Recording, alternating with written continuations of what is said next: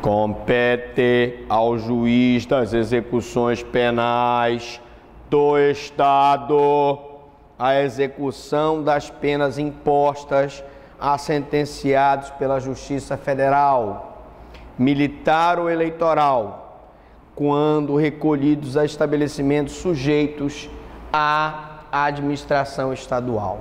Se ele está sujeito à administração estadual,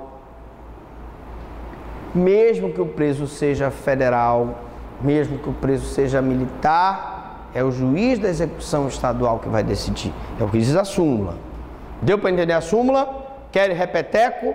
Compete ao juiz das execuções penais do Estado a execução das penas impostas a sentenciados pela Justiça Federal, pela Justiça Militar ou pela Justiça Eleitoral, quando recolhidos a estabelecimentos sujeitos à administração estadual. Beleza? Tranquilo. Todas as execuções formarão um único processo que tramitará no local onde o condenado estiver preso. Então, se eu tenho um preso de Conceição do Araguaia que está cumprindo a pena em redenção, esse é um processo que vai ser formado. Se ele está cumprindo a pena lá em redenção, o certo é que o juiz de redenção se manifeste sobre esse preso. Exceções à regra. Bom, lógico que eu tenho algumas exceções. Vamos lá. No estado de São Paulo, só para ilustrar, se a pessoa estiver internada no manicômio judiciário, na casa de custódia e tratamento de Taubaté ou no centro de reabilitação penitenciária, sua execução tramitará na vara das execuções da capital. É o juiz da execução da capital de São Paulo que resolve todos os problemas relacionados ao manicômio judiciário, à casa de tratamento de Taubaté e o centro de reabilitação penitenciária. Nas comarcas onde houver mais de uma vara criminal, será a lei de organização judiciária que fixará a competência. Só para dar um exemplo, lá em Conceição do Araguaia nós tínhamos duas varas, né? Uma era criminal e outra era cível. Então, se a lei de organização judiciária dizia que era a primeira vara, que era a vara criminal, o juiz da segunda vara não tinha competência para funcionar nos processos de execução da vara criminal, juiz cível.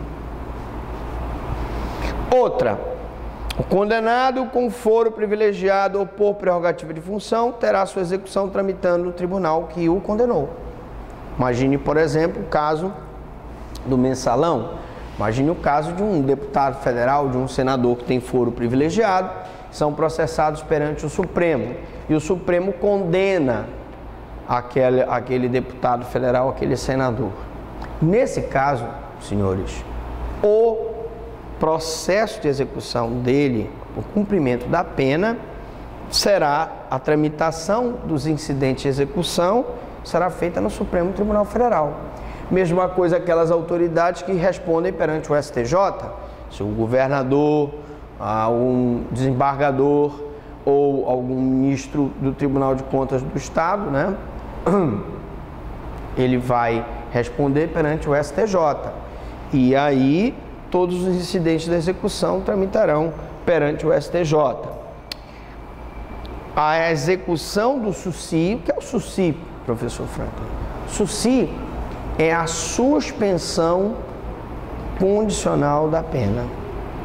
Então, penas iguais ou inferiores a 2 anos, ele pode pleitear o SUSI. Penas superiores a 2 anos, ele vai pleitear o livramento condicional. A execução do SUSI, da pena restritiva de direito e do albergue transitarão na comarca de domicílio do condenado. A execução do SUSI, da pena restritiva de direito e do albergue transitarão na comarca de domicílio do condenado. Então, olha a regra aqui. Se for pena privativa de liberdade em regime fechado, ele está cumprindo pena lá em redenção, não é o juiz de Conceição do Araguaia que vai decidir. É o juiz de redenção, ele está cumprindo a pena no estabelecimento lá em redenção. Todavia, se há uma concessão de sursi, se a pena é restritiva de direito, portanto não é privativa de liberdade, ou se ele está cumprindo o regime aberto no albergue ou numa casa de albergado, a casa do albergado ele vai cumprir na comarca mais próxima à sua residência, lógico. E aí aquele preso de Conceição do Araguaia, no sursi, na pena restritiva de direito e na casa do albergado, vai estar em Conceição. Quem é que vai decidir, então? É o juiz da comarca do domicílio do condenado, desde que seja ela diversa da comarca de condenação. Então, eu tive uma condenação por um processo de furto no juiz de Conceição do Araguaia, ou de roubo, ele vai cumprir a pena em regime fechado lá em redenção, mas a partir do momento que ele passa para o regime aberto e ele está em Conceição do Araguaia, ele vai cumprir a pena em Conceição do Araguaia, porque é a comarca do domicílio dele. E a pena de multa? Execução da pena de multa tratando-se de condenação de condenado solvente, ou seja, aquele que tem condições de pagar, que não efetuou o pagamento da pena pecuniária, prepondera no STJ que a execução deverá ser intentada perante a Procuradoria do Estado, devendo tramitar o processo executório perante uma das varas da Fazenda Pública Estadual. Vamos explicar isso aqui, porque isso aqui é interessante. Vamos lá, vamos explicar. Posso apagar aqui?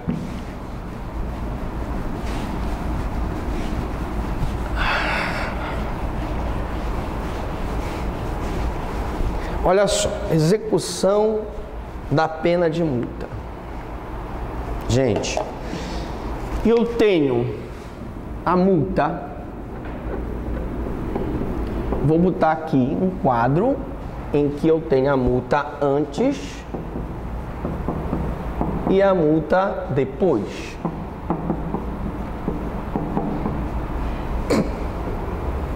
Gente, antes a multa era executada pelo Ministério Público. Hoje a multa é executada pelo procurador da Fazenda Pública. Se for uma multa federal, Fazenda Pública Nacional. Se for uma multa estadual, Fazenda Pública Estadual. Esse Ministério Público antes executava a multa perante o juiz da execução penal. Hoje a multa é executada perante o juiz da execução fiscal. Era executada perante o juiz da execução penal e agora é executada perante o juiz da execução fiscal. Antes a multa era disciplinada pela Lei de Execução Penal, a LEP. Agora ela é disciplinada pela Lei de Execução Fiscal.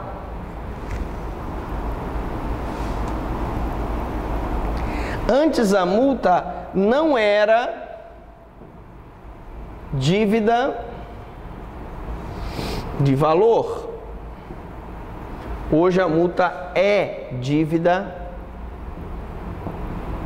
de valor.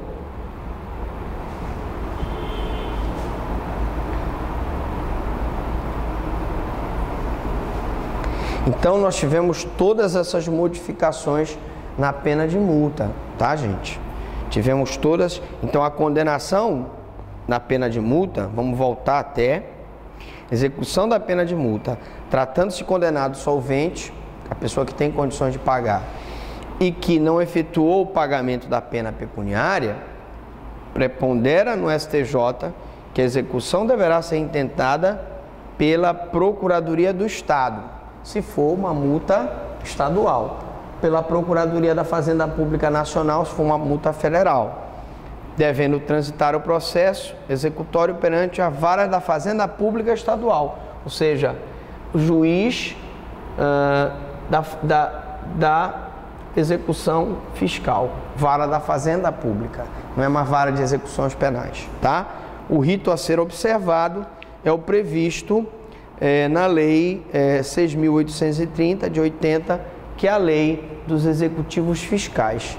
Então não é mais a Lei de Execução Penal, é a Lei de Execução Fiscal, Lei 6.830 de 80.